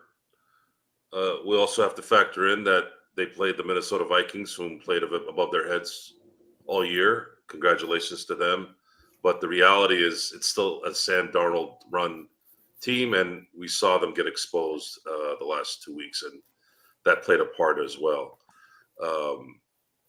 I don't believe that any team is focused on outside instances during a game. Yeah, you can't do that. You have to focus on the game. So a lot of that is just puffed up stuff. It's just not. It's not true. you're not playing for the people back home, really. You're playing because you're in the playoffs and you want to go win a Super Bowl. I will say this, though. Players will play for their teammates, their coaches. That'll inspire. That inspires. I saw that many a times. Ray Bork, Sean, remember Ray Bork when he went to Colorado? Mm-hmm. Then what are the Lakers playing for then, Joe? According to that J1? money. For the money and their free entrances to nightclubs and golf courses. It's what Joe said. It's not for pride. They're not playing for pride. No. You can see it in how they play. You don't need to listen to us. Folks, there's nothing we're saying that isn't confirmed. It's just that it's hard for you to see or hear that elsewhere besides here most of the time. And all you have online is a bunch of trolls that just say, Kobe sucks.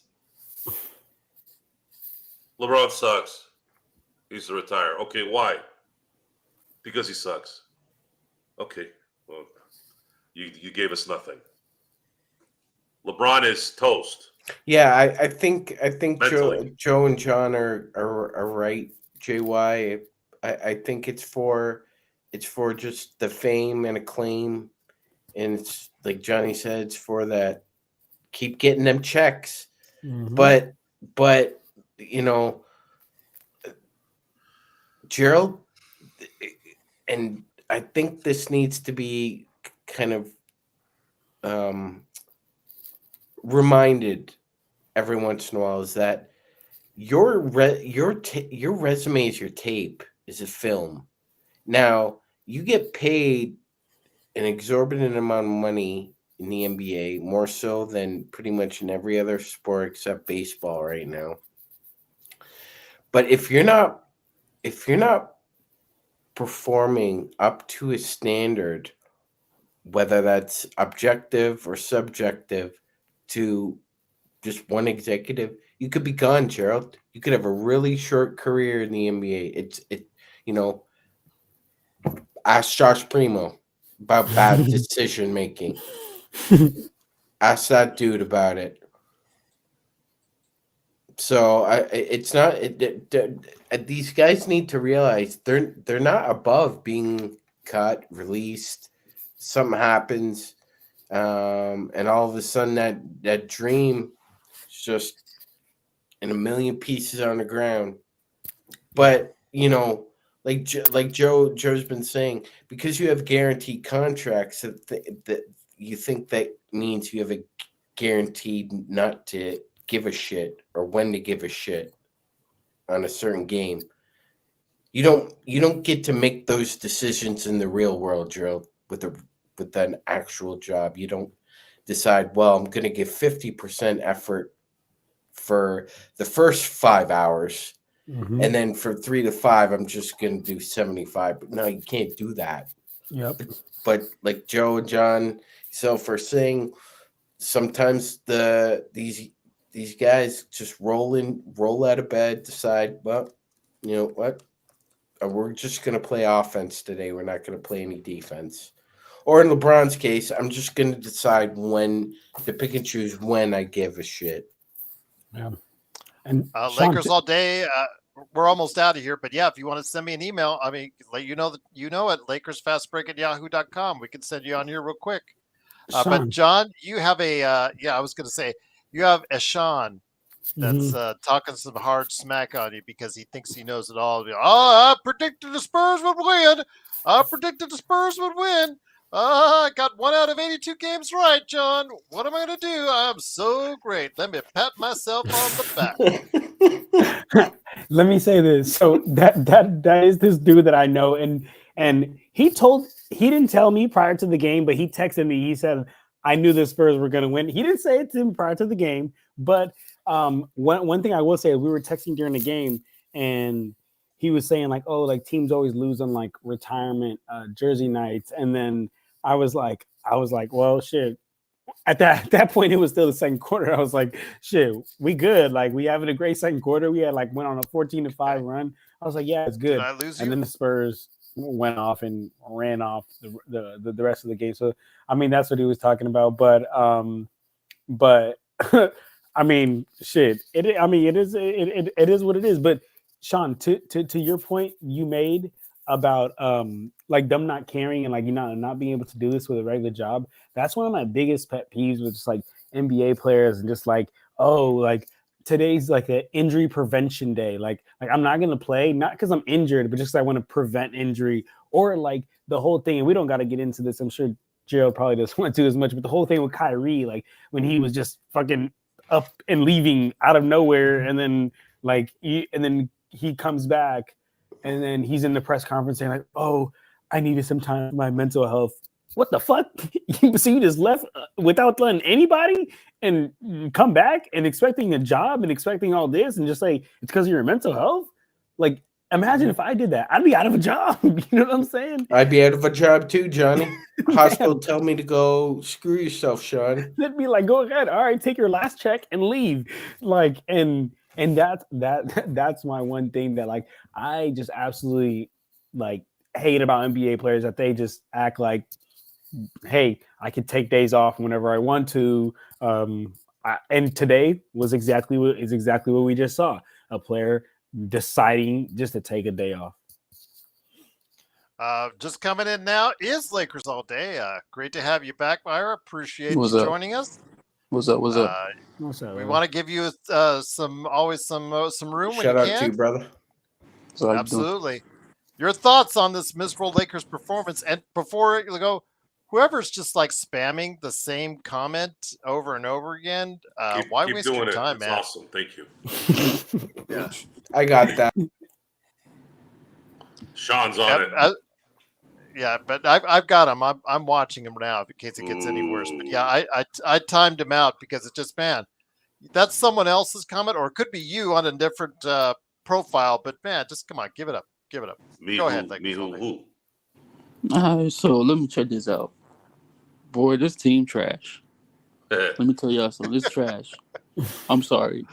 No, you said it right. You said it right trash. there with it less than 6 words. You said that right there. It's trash, bro. Because like first of all, we traded D'Lo, right? Knowing that we're gonna have point guard issues, right? That's the first problem. Second problem is you put Austin Reeves at point guard.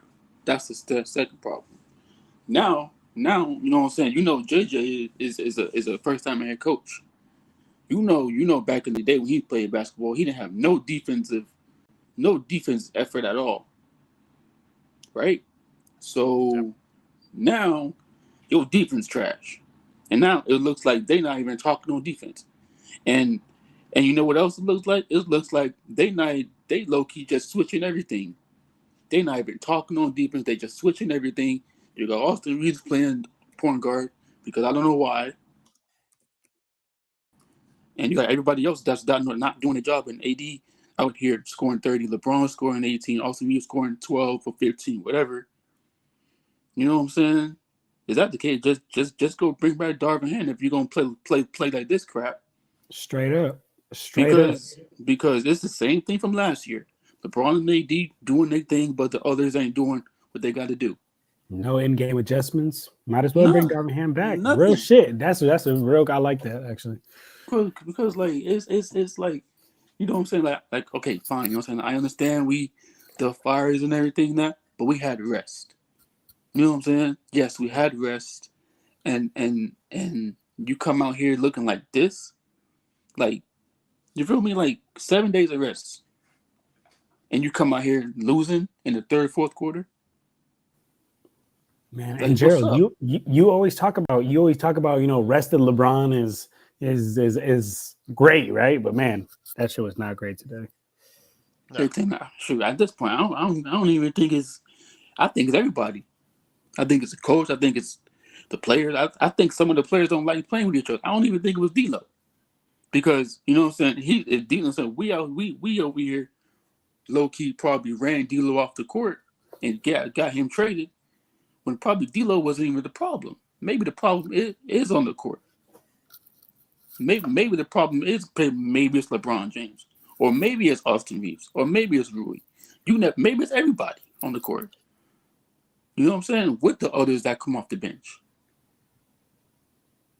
You feel me? So maybe you think okay, you know what I'm saying? Like I said on somebody else's channel earlier today, I was like, LeBron needs a playmaking point guard that could score and help him out when LeBron don't have it tonight. Man. AD needs a center so he can help out. So low-key, that center can help AD out when he don't have it. But the thing is, Lakers all day, he shot 7-11 and 2 or 3 from 3. Had he, I'm not talking about the defense because that's obviously bad, No. but Yeah. he was shooting very efficiently. 7 turnovers, yeah, sloppy ball handling all day long. But when he's shooting this well, why isn't he taking more shots? Who? You talking about Anthony Davis? LeBron, 7-11, Mm-hmm. 2 or 3 from 3. Because maybe he wants everybody else to do their job. Maybe he wants everybody else to do their job. You know what I'm saying? Because you know what I'm saying. If you're a star player, right, and you're the quarterback, right, and you're the one that has to get the points, you know, lead this team to win, and do everything else, right? You know what I'm saying? You're doing what you got to do, but is the others doing what they got to do to low-key help you out? Because if they're not doing what you got to do, then they got to go. You know what I'm saying? Because we had this problem last year and the year before that, and we still talking about it till this day. So is it AD have to go and LeBron got to go, or is it the others got to go and we got to get new players in here that can play with LeBron and AD? Because that's what it looks like. Joe, any response to that? And then May, you posted a question for you specifically. I'm gonna answer Mayu's real quick, and then I'll tail off Lakers all day here. So Westbrook is playing so well with the Nuggets. He's having his most efficient season. Seems Jokic. Goddamn list. It seems Jokic actually makes his teammates better, and LeBron So does. I found it interesting that Jokic wanted Westbrook during the offseason. Why was the question in my head initially, but then I said, what does Jokic know that we don't know? Well, you're finding out. And you're going to continue. But also, you also got to put Harden, not just LeBron, but you got to put Harden and Kawhi in that mix because he didn't work out with the Clippers either, Joe. Nothing works out when you're a Clipper. So the future of the Lakers is dependent on when Jeannie Buss will sell the team to the Guggenheims. That is it. There's no other story. It doesn't matter if you put LeBron, AD, their children on there, their grandchildren, Austin Reeves' future grandchildren. This team is it's stuck. It's stuck in stupidness. It's just there's no other way to look at it. It's been there. It's not something that just happened yesterday, last year. It just keeps getting worse because they just keep trying to reconfigure the design of whatever model that they're playing with, right? But the problem is, at the end of the day, it's shit, right? That they keep fixing. So last year, the shit was this nice little heart. This year, it was maybe 2 hearts. But at the end of the day, it's still shit. And until the leadership of this organization sells to a better managed business person, company, this is what you're going to have. Dr. Buss passed away 10 years ago. That was the end of the Laker legacy for what it was. And it sucked that it had to be at the end of Kobe's career, but at some point, careers end. So it's not, 20 years, a lot of years. Kobe did his job. But the problem is you put numbskulls like Jim Buss in charge. The other son, Johnny, was a fucking moron. This other sister wasn't involved. And then you have Jeannie, who is more concerned about what kind of sweater to put on her fucking dog than she is worried about the Lakers. So how is that going to help? How is that going to help build a prestigious legacy writing organization? And you bring this sleazy snake oil salesman in Rob Pelinka, who's constantly full of shit every time he opens his trap. That's why he has to go hide in some barracks somewhere anytime things go bad. Where the fuck is this guy? Does this guy ever? I remember I used to see Mitch in the corridor, and kind of like how Jerry West used to be. This motherfucker is never around. His face wouldn't change either. They could be up by 40 or down by 40. Where is this guy? This is your machine caller, right? When you're not there, Sinatra used to say 90% of it is being there. When a real leader is gonna be there, he's going to be there. A real leader is there, good and bad. Cowards run, cowards hide. That's what that motherfucker is. And as far as LeBron James and Anthony Davis, I was, you guys know I love AD. I love AD until this year. This year, I've kind of started going down with AD. I think AD, I know his foot is hurting, but that doesn't mean you can't lead. But he's not a leader. And LeBron is just stat padding at this point. Anybody who tells me different, I'm going to tell you to go stick it up your ass because I'm not going to believe you. So don't even try. LeBron, but we'll be called. Remember, LeBron. I don't give a fuck what I'm called. I have no fuck. You can call me whatever the fuck you want. It won't affect me in the least bit. I'm still gonna get my 11 and a half hours of sleep a night. Not even in a minute less. Yeah, that's what happens, Sean, when you run your own shit. So now, that's why I'm healthy, man. That's why I do what I do. Come on, man. I'm just kidding. I don't sleep 11 and a half hours. Would be nice though. Don't try and bullshit me. I was waiting for you to do something. You didn't do it. Don't try and bullshit me with your 11 and a half hours. If I get 11 and a half hours in 3 nights, that's good for me. The team needs to go all the way. Because if they get rid of this team, you still have these schmucks calling the shots. These guys haven't been able to win more than one season. One season, the last, 12 seasons? 12 seasons, they've won one. They've gotten 50 wins one of those years. So what is the end game here? Is it Iron Man dying? Is it, sorry for spoiler alert, by the way. Is it Iron Man dying? Is it Genie turning into Georgia Frontier, since we were talking about the Rams? Remember that, Gerald? I do. What was she? Is she a showgirl? Let's just She move over. won a title too, right? Yeah. So, but guys, it's just not. It's done. It's over. In between ping-ponging the team back and forth for St. Louis. Correct. It's over. It's over. I don't want to see LeBron play anymore for the Lakers, and I'm getting to the point where I don't want to see AD play anymore. All the other guys is just they're just role players. It doesn't really matter. Rui and Austin and Reddish, like who gives a shit about, like that doesn't matter. Those guys are a dime a dozen. This team needs to be sold to a competent owner that knows how to build a team. And until Genie sells this team, you guys are going to watch the Lakers play like this. Might even be worse, actually. And that's a fact. So before we end it out, there you go. That's the button. And you stamped it indeed. But once again, the Lakers lose 126-102. They fall to 20-17. 7th place to Western Conference. We're going to get some final thoughts. Magic Man, some final thoughts on this disaster. I know, John, I'm going to get you to go ahead and plug what's going on your channels and Lakers All Day. I want to make sure I hear some words from you, my friend, before we head on out. Go ahead, Match. Well, just to put a oh man, hold on, Gerald. I don't know how else. I don't know how else to describe this other than to just say "flush the turd" and move on, because it just all this was tonight was a turd. There you go. I remember Zach saying. I remember Zach during playback asking how long our game are. I think you're getting a good taste of it. I don't know if he was going to. Hope he was going to come on the show, but he didn't do so. Do you know Lakers Zach, John?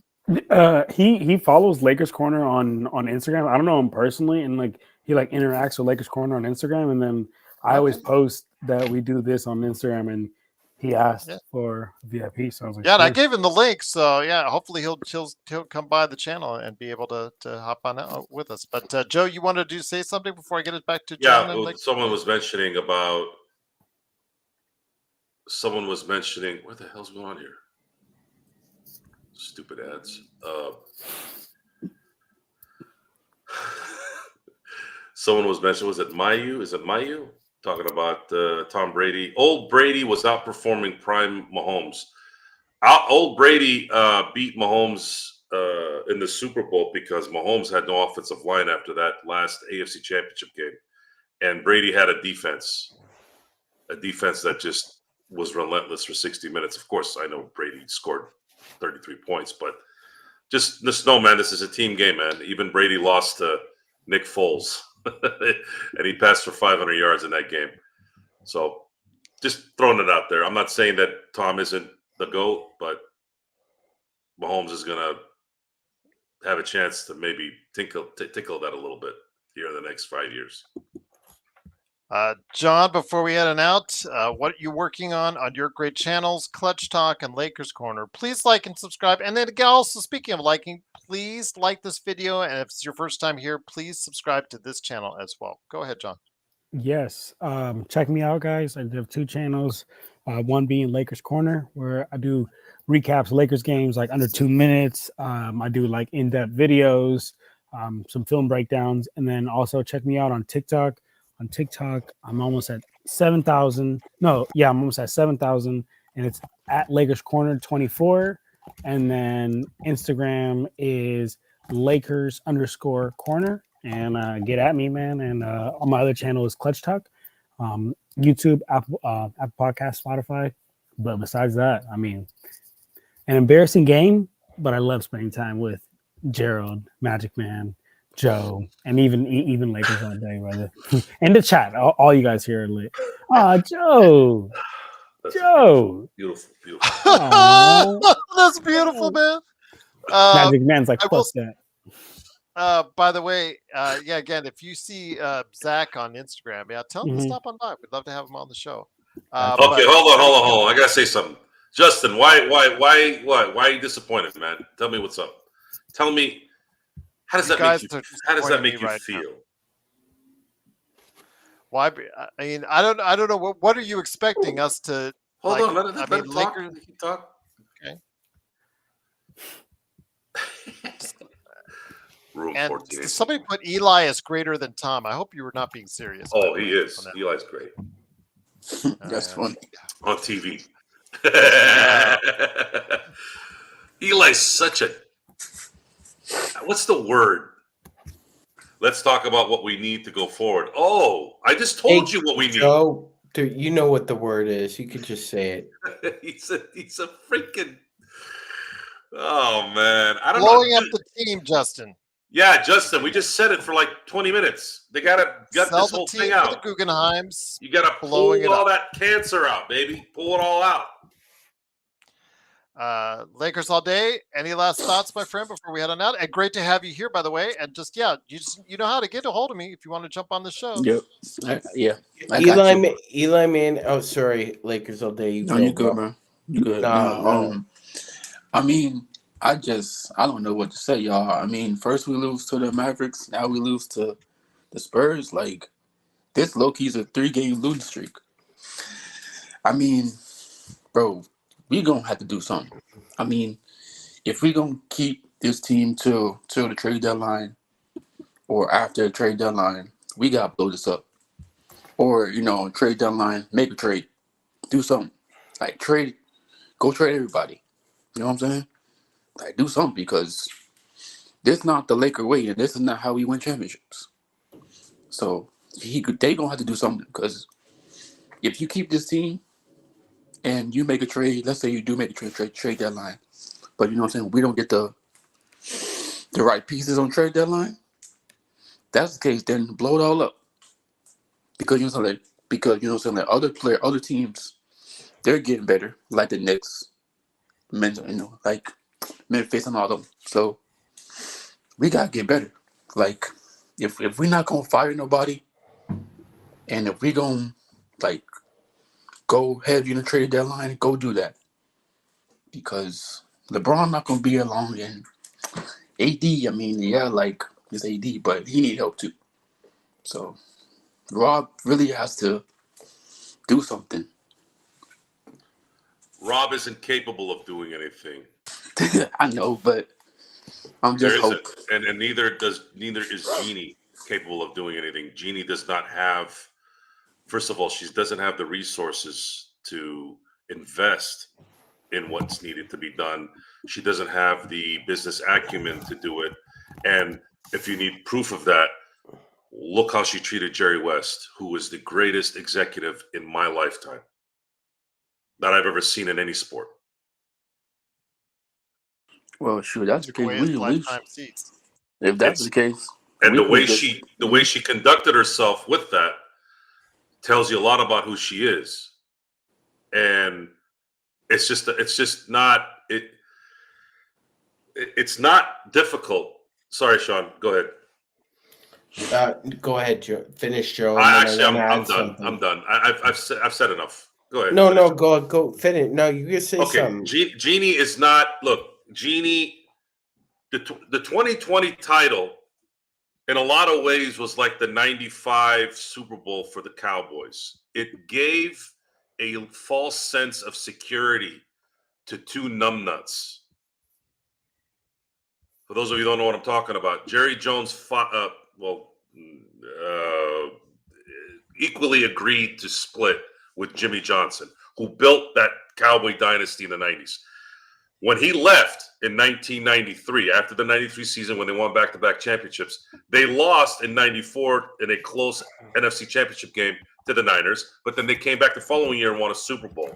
That with Barry Switzer. That gave Jerry see, I told you I can win without Jimmy Johnson. It was his fucking players. Of course you won. But then after that, they haven't seen an NFC championship game, let alone a Super Bowl berth or a title, since 1995. Well, it was technically 96 when they played the game. Imagine that. That's almost 30 years, 28 years. The Lakers winning in 2020 gave validation to Jeannie for just a short amount of time. But the reality was the stars kind of aligned at the perfect time. And they won. But what it did was they became complacent. They took too many chances. They weren't thinking straight enough on how to continue this run. And they ended up costing the Lakers probably a couple more championships. And on top of that, what makes it worse and why there was so much anger at the end of last season, two reasons why. Number one, the Celtics winning the championship. And then the fact that they wasted so much time on a fucking player that can't play. They spent all their fucking energy on that shit for some reason. So how are you going to convince me now that this team is actually about winning? How are you going to convince me that LeBron gives a shit about winning championships? I don't care what you say, folks. This goes for anyone. I don't care how rich you are. I don't care where you are. I don't care how famous you are. Please listen when I say this. I don't care about who you are. I'm a Laker fan. I don't care if you're a billionaire. I don't care if you're LeBron James. If you're going to play like a chump and act like a chump, I'm going to call you a chump. Sure, you can go on your mansions and your bullshit and be all happy and be like, oh, I got a better life than you. Yeah, of course. Go ahead. Believe that if you want. But you're still suck ass playing with the Lakers right now. You got your ass handed to you by guys that basketball media people don't even know their names. They worked you like you were a bitch. Look at how you played tonight. Everybody was doing this tonight. Just watching. Watching. Stefan was just going to the hoop. Going to the hoop. Castle was just going to the hoop. Without any resistance. Is that my fault? Am I misjudging? You did it. I didn't do it. Oh, you don't understand, Joe. You don't play the game. I'll tell you this, motherfuckers. If I was playing in any game, I'm not playing like this. Sorry. I know I can't prove it sitting in this chair, but I know for a fact that anytime I've played anything, I've always given it 100%. That's just the way it is. So the Lakers team is toast. They've been toast. They're going to be burnt toast by the end of the year. And you guys, a lot of you people out there are still going to sit there, kiss their ass, eat all their bullshit up. Not here. We're not doing that here. This team needs to go all in on the all out.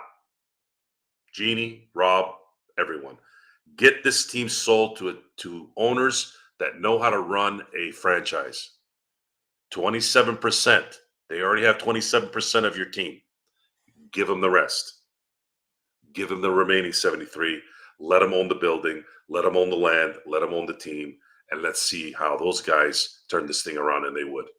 That's. I'm going to be campaigning for the Guggenheims to buy the Lakers until it happens. And that's the bottom line. Yeah, I know. That's what I'm saying. It's like 3 a.m. for Sean. That's insane. And I know, John, you're looking like I second the blanket up like I'm getting tired. It's 12 o'clock. I got a 7 a.m. meeting tomorrow. We're gonna shut it down. But Magic Man, in honor of that, any last thoughts? Again, coming into this month, we thought it was going to be a prime month for the Lakers to make a move in the standings up. But so far, all they've been doing is making a down turn. So, Yeah, at least the Golden State and to Darren, Golden State is actually the only team in the West playing worse than us. They're actually in 12th place now in the Western Conference. Go ahead, Magic. Yeah, they lost up in Canada tonight. So to one of the worst Raptors teams I've ever seen. Before we end it, Gerald, I just want to say there's a certain man, who is evading a lot of criticism in the Lakers organization. And he's been with Jeannie from the very start, Gerald. Do you know who I'm talking about? Tim Harris. That's a good point.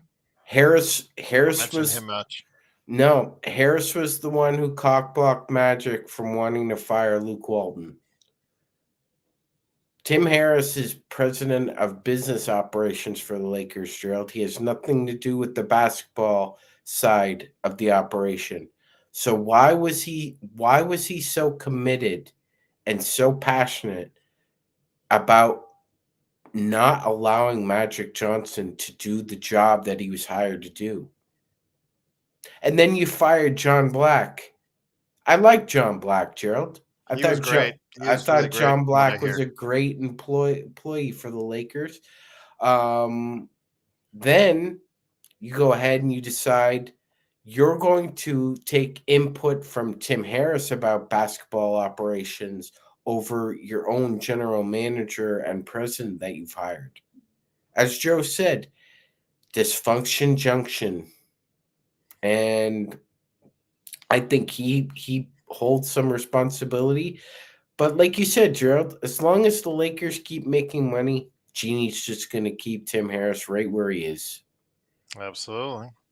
Unfortunately, like as Joe said, it shouldn't always be about money, but with the Lakers, it definitely is. But right now, the Lakers are flailing in the wind as they lose again on a day where they really needed to pick up the community with the win, and they failed to do so.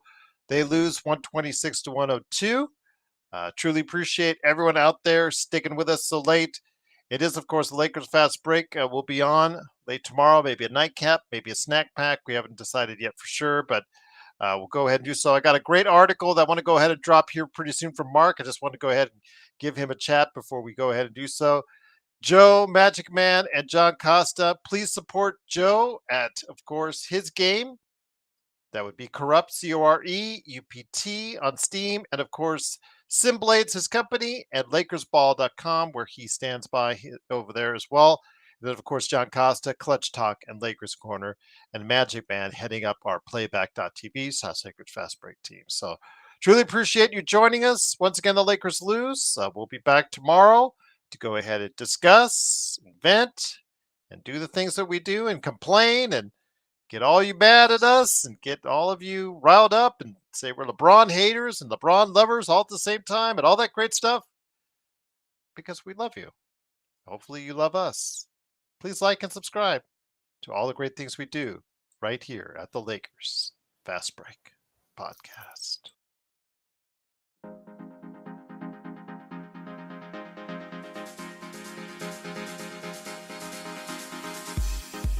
Uh.